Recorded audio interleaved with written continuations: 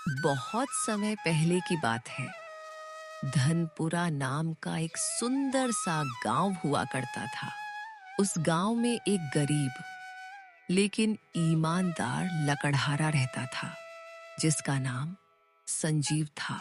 किशन बहुत मेहनती था और हमेशा सच्चाई के रास्ते पर चलता था।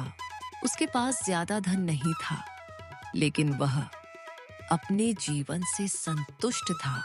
किशन के परिवार में उसकी पत्नी गौरी और उसके 2 बच्चे थे।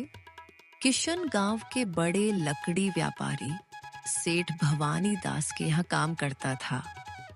जंगल से लकड़ी काटकर लाता और बदले में सेठ उसे मजदूरी देता, जिससे उसके घर का खर्च चलता था। एक सुबह किशन काम पर जाने लगा।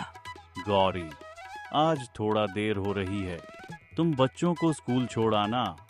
स्कूल तो छोड़ आऊंगी, लेकिन बच्चों की टीचर फीस मांग रही है। अगर कल तक फीस नहीं गई तो बच्चों को क्लास में नहीं बैठने देंगी। मैं आज सेठ जी से पगार बढ़ाने की बात करूंगा।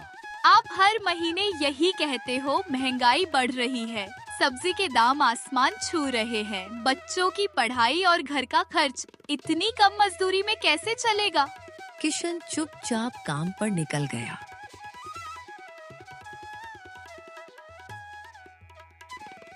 जंगल में बाकी लकड़हारों से बात करते हुए सब सेठ के बारे में शिकायत करने लगे।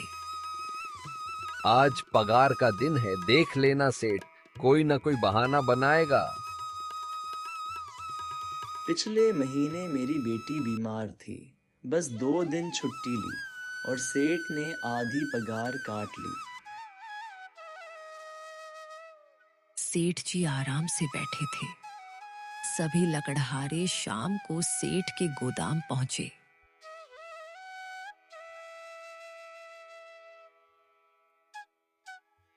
सेठ जी, महीना पूरा हो गया है, हमारी मजदूरी दे दीजिए। मुझे मेरे बच्चों की स्कूल की फीस जमा करवानी है।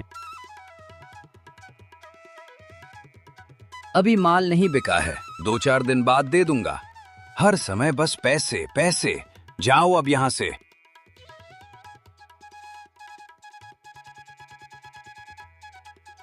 मजबूरी में सभी लकड़हारे निराश होकर घर लौट जाते हैं।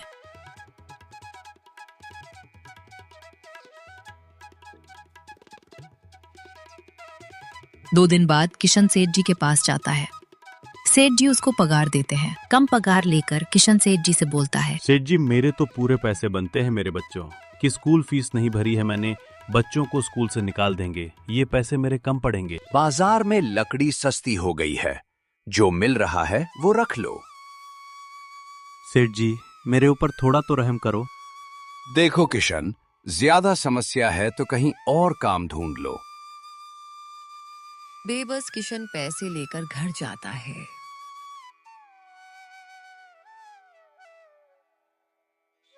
किशन घर पर आता है। गौरी पहले से ही उसका इंतजार कर रही होती है। किशन को देखकर गौरी बोलती है, अरे किशन, कितनी देर कर दी आने में, मुझे स्कूल भी जाना है, फीस भरने लाओ। कितने पैसे लाए? सेठ जी ने मेरी पगार काट दी। वो बोले कि लकड़ियों के भाव कम हो गए हैं, केवल 2000 ही दिए हैं। इतने पैसों में बच्चों की फीस कैसे भरेंगे? तुम कहीं और नौकरी ढूंढो, ऐसे तो अपना घर कैसे चलेगा किशन? अगले दिन काम के बाद किशन गांव-गांव काम ढूंढने निकल पड़ा। शाम होते होते वह जंगल के रास्ते से लौट रहा था। किशन को सामने से महाराज जी आते नजर आए। महाराज जी के पास में एक लाल रंग का सुंदर तोता था। किशन महाराज जी को नमस्कार करता है। बेटा, मेरी एक मदद कर सकते हो क्या? गुरुजी, मैं क्या मदद कर सकता हूँ? मेरे पास धन नहीं है। यदि मेरे पास धन होता तो मैं आपको जरूर दान करता। मुझे कुछ दान में नहीं चाहिए बेटा। फिर क्या मदद चाहिए आपको मुझसे? मैं घने जंगल में रहता था और यह मेरा प्यारा तोता भी मेरे साथ रहता था, लेकिन अब मैं बर्फीले पहाड़ों में जा रहा हूँ यह बर्फीले मौसम में नहीं रह सकता है, तो क्या आप इस तोते को रख सकते हो? जी गुरुजी, मैं इस तोते को रख लूंगा। किशन जैसे ही महाराज जी को हाँ बोलता है, तोता उड़कर किशन के कंधे पर बैठ जाता है।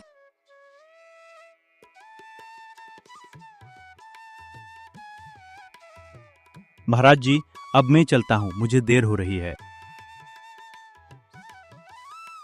किशन फिर तोते को लेकर घर चला जाता है।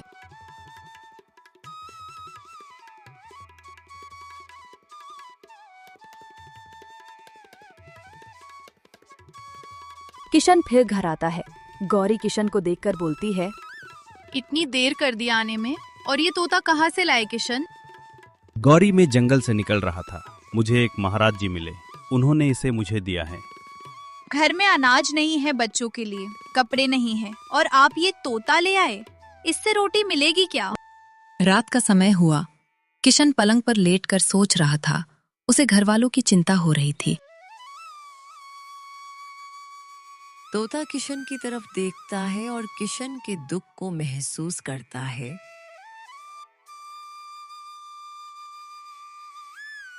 सुबह गौरी खेत से घर आती है। गौरी पलंग पर बहुत सारे पैसे देखकर चौंक गई। फिर गौरी बोली, हे भगवान, इतने सारे पैसे कहाँ से आए?